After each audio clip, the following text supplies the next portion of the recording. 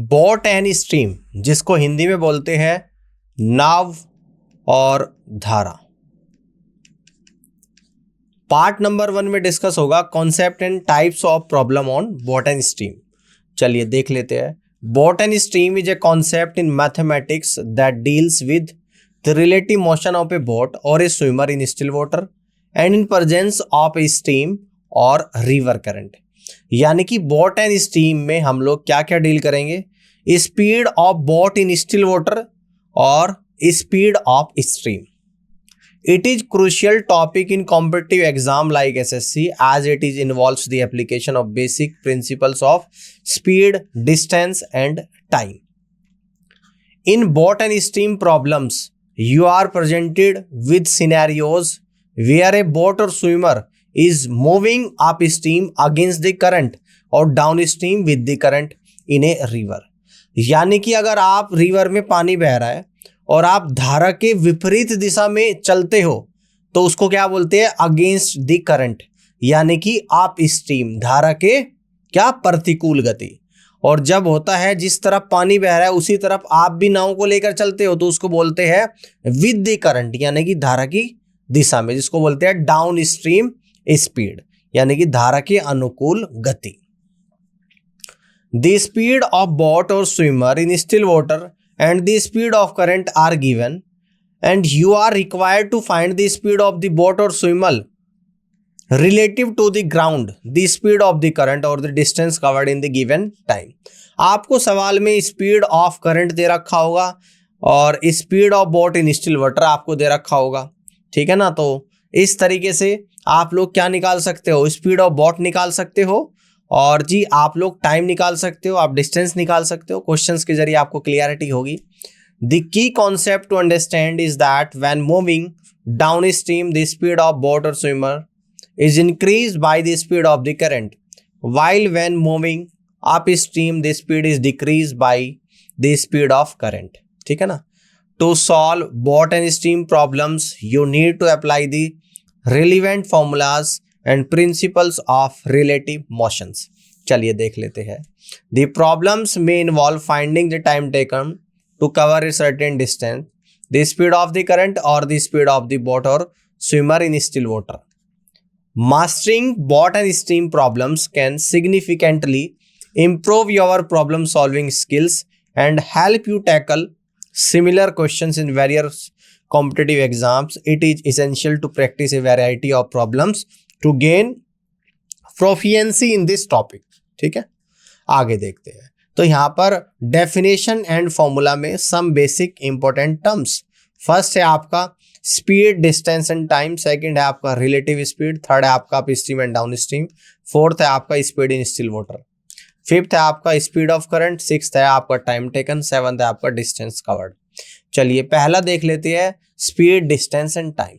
तो ये फॉर्मूला आप स्टार्टिंग से पढ़ते आ रहे हो कि स्पीड बराबर डिस्टेंस अपॉन टाइम होता है। इस बात को ऐसे भी लिख सकते हैं, डिस्टेंस बराबर स्पीड इनटू टाइम, या फिर टाइम बराबर डिस्टेंस अपॉन स्पीड, कैसे भी लिख लो, ठीक है ना। एक ही बात है, एक ही फॉर्मूले को अलग अलग तरीके से लिखा है। यहाँ पर दो चीज गिवन होगी, तीसरी आपसे पूछ लेगा, इसलिए आप निकाल दोगे। तो फॉर्मूला याद रखना है, स्पीड बराबर डिस्टेंस अपॉन टाइम। दूसरा है आपका relative speed. When two objects move in the same direction, their relative speed is the difference of their individual's speed। यानी कि दो ऑब्जेक्ट अगर सेम डायरेक्शन में जा रहे हैं, मान लो कि हम कहे कि एक ऑब्जेक्ट ये है S1, ये भी इस तरफ जा रहा है, दूसरा ऑब्जेक्ट है S2, ये भी इस तरफ जा रहा है। तो यहां से बात करें रिलेटिव स्पीड के बारे में, तो रिलेटिव स्पीड क्या होगी, अगर सेम डायरेक्शन में जा रहे तो S1 माइनस S2 हो जाएगा, ठीक है ना। When two objects move in the opposite direction, their relative speed is the sum of their individuals। जब दो ऑब्जेक्ट्स एक दूसरे के अपोजिट डायरेक्शन में जाएंगे, मान लो एक ऑब्जेक्ट S1 है, इस तरफ जा रहा है, और दूसरा ऑब्जेक्ट क्या है यहाँ पे, दूसरा ऑब्जेक्ट यानी कि दूसरी तरफ जा रहा है, यानी कि S2, एक दूसरे के अपोजिट डायरेक्शन में जा रहे हैं। और अब आपसे पूछ ले कि रिलेटिव स्पीड क्या होगी, तो जब दोनों एक दूसरे के अपोजिट डायरेक्शन में चलते हैं तो रिलेटिव स्पीड जुड़ जाती है, ठीक है ना। और जब सेम डायरेक्शन में चलते हैं तो रिलेटिव स्पीड का डिफरेंस लिया जाता है, ये बात आपको ध्यान रखनी है। आगे देखते हैं, थर्ड कॉन्सेप्ट है आपका up stream and down stream. तो अप स्ट्रीम क्या होता है, व्हेन द बोट और swimmer moves against the current. आप स्ट्रीम में क्या होता है, बोट या स्विमर जो धारा के विपरीत चलता है, ठीक है ना। मान लो धारा इस तरह से बह रही है, कोई नदी है, धारा इस तरह से बह रही है और आप नाव को जिस तरफ धारा बह रही है उसकी विपरीत दिशा से लेके आ रहे हो, तो वो होती है अप स्ट्रीम, यानी कि धारा के विपरीत दिशा में। अगर डाउन स्ट्रीम की बात करें, व्हेन द बोट और swimmer moves with the current, जिस तरफ धारा बह रही है उसी तरफ बोट चलेगी या स्विमर उसी तरफ स्विमिंग करेगा, तो उसको बोलते हैं डाउन स्ट्रीम। ये बात क्लियर हुई कि नहीं हुई? आगे बढ़ते हैं। फोर्थ देखते हैं स्पीड इन स्टिल वाटर। तो स्पीड इन स्टिल वाटर क्या होता है? स्पीड ऑफ बोट और स्विमर इन स्टिल वाटर। इसको कैसे निकालते हैं? अगर आपको डाउन स्ट्रीम और अप स्ट्रीम दे रखा तो दोनों को जोड़ देना और 2 से डिवाइड कर देना, तो आपका निकल कर आ जाएगा speed of boat in still water. अगर बात करें स्पीड ऑफ करंट की, तो स्पीड ऑफ करंट क्या हो जाएगा? Speed of down stream minus speed of up stream divided by 2 आप लोगों का निकल कर आएगा। अगर बात करें टाइम की कि टाइम किस तरीके से निकालेंगे, तो ये भी देखो यहीं से निकला है। Time taken to cover a certain distance in still water. तो डाउन स्ट्रीम में अगर टाइम निकालेंगे तो टाइम बराबर distance divided by speed of boat in still water plus speed of current, ठीक है ना। समझ में आ गई बात? अगर आप स्ट्रीम में टाइम निकालोगे तो distance divided by speed of boat in still water minus speed of current, ठीक है। 7th टाइप है आपका डिस्टेंस कवर्ड। तो distance covered in still water, तो डिस्टेंस बराबर क्या होता है? Speed into time. तो जब डाउन स्ट्रीम स्पीड ली जाएगी तो speed of boat in still water plus speed of current दोनों को जोड़कर ली जाएगी और इनटू टाइम। जब आप स्ट्रीम डिस्टेंस की बात करेंगे तो speed of boat in still water minus speed of current into time आएगा। अब देखो टाइप्स ऑफ क्वेश्चंस देख लेते हैं। फर्स्ट है आपका फाइंडिंग बोट स्पीड और स्पीड ऑफ स्विमर। सेकंड है finding speed of stream. Third है फाइंडिंग रिलेटिव स्पीड। फोर्थ है फाइंडिंग टाइम टेकन। फिफ्थ है आपका फाइंडिंग डिस्टेंस कवर्ड। सिक्स्थ है आपका finding time to cross a river. Seventh है finding time and distance with multiple streams और combined boat and stream problem. तो first type को देख लेते हैं यहाँ पर, फाइंडिंग बोट स्पीड और स्पीड ऑफ स्विमर। तो given the speed of the stream and time taken to travel upstream और downstream, find the speed of boat और swimmer in the still water, ठीक है ना। अब देखो किस तरह के क्वेश्चंस यहाँ पे पूछेगा, ये देख लेते हैं। A boat takes 4 hours to cover a distance of 40 kilometre down stream. The speed of stream is 5 kilometre per hour. Find the speed of boat in still water. अब देखो आपको क्या दे दिया? टाइम दे दिया आप लोगों को 4 hour का। इसके बाद आप लोगों को डिस्टेंस दे दी 40 किलोमीटर की, है ना। स्पीड ऑफ स्ट्रीम इसको हम लोग y से रिप्रेजेंट करेंगे और y आप लोगों को दे दिया 5 kilometre per our. Speed of boat in still water इसको हम लोग यहाँ पर x मान लेते हैं। ये x आपको यहाँ पर निकालना है, ठीक है ना। ये x आप लोगों को यहाँ पर निकालना है, यानी x की वैल्यू निकालनी है। अब देखो जब डाउन स्ट्रीम स्पीड की बात होती है तो आप लोगों की जो डाउन स्ट्रीम स्पीड होती है ये क्या आप लोगों की निकल कर आ जाएगी? ये होती है आप लोगों की speed of boat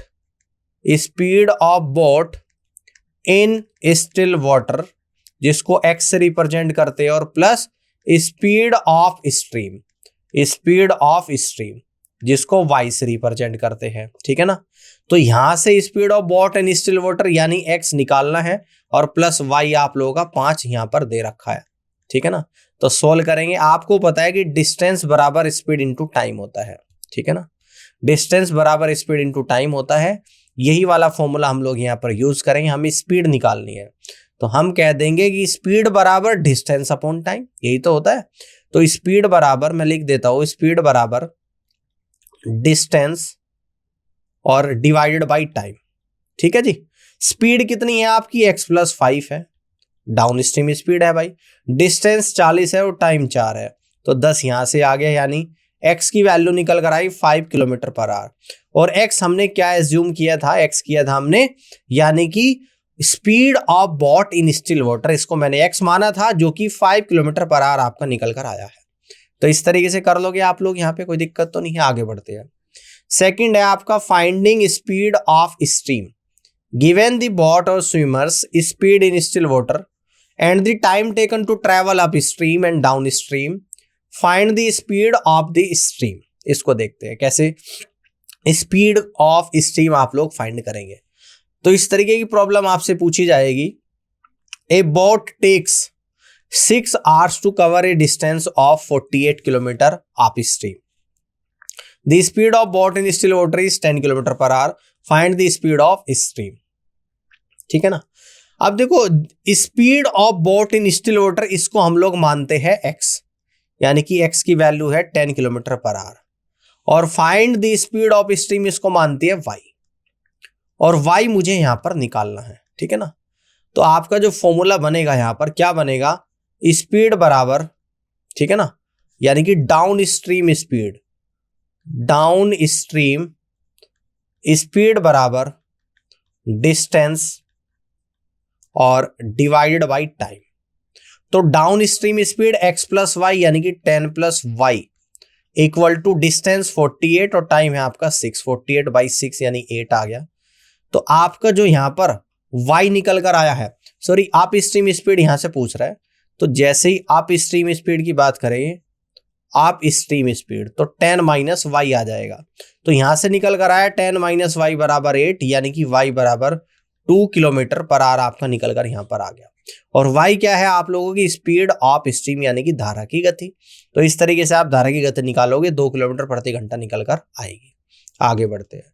third type है आपका फाइंडिंग रिलेटिव स्पीड, यानी कि रिलेटिव स्पीड को किस तरीके से ज्ञात करोगे। Given the speed of the boat or swimmer in still water and the speed of stream, find the relative speed when moving upstream and downstream. चलिए देखते हैं इस क्वेश्चन को देखते हैं। A boat can travel at 12 km per hour in still water. If the speed of stream is 4 km per hour, find the relative speed when the boat is moving downstream. है ना। एक नाव की गति शांत जल में 12 किलोमीटर प्रति घंटा है, धारा की गति 4 किलोमीटर प्रति घंटा है, रिलेटिव स्पीड बतानी है down stream.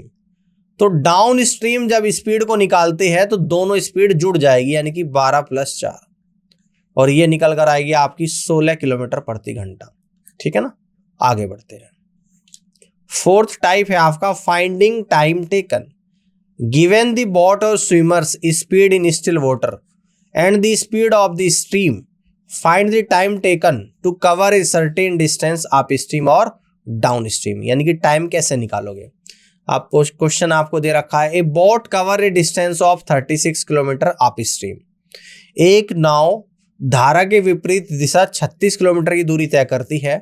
If the speed of boat is 12 kilometre per hour, नाव की गति 12 किलोमीटर प्रति घंटा है, and the speed of stream is 6 kilometre per hour, धारा की गति 6 किलोमीटर प्रति घंटा है। तो find the time taken, time आप लोगों को निकालना है।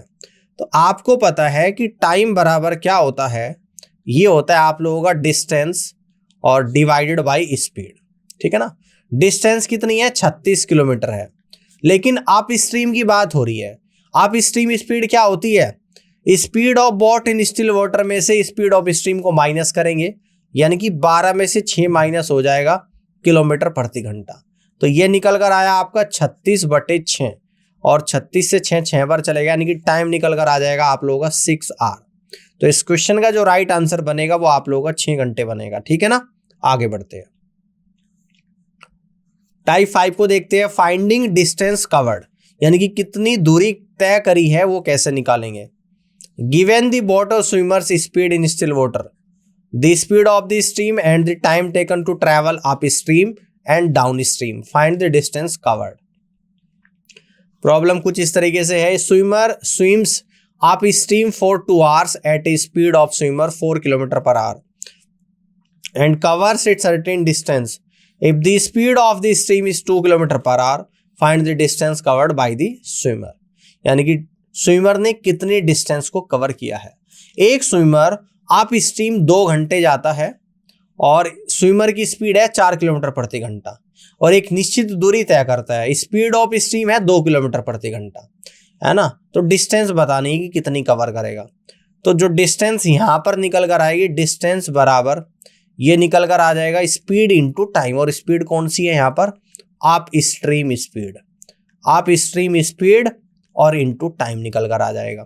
और आप स्ट्रीम स्पीड क्या होता है, स्विमर की गति में से माइनस कर दूंगा स्पीड ऑफ स्ट्रीम, यानी कि 4 - 2 किलोमीटर प्रति घंटा, और टाइम लग रहा है यहाँ पर 2 घंटे का, घंटे से घंटा चलेगा, 4 में से 2 गया 2, 2 दूनी 4, यानी कि डिस्टेंस आप लोगों की यहाँ पर निकल कर आई 4 किलोमीटर। All clear, 4 kilometre.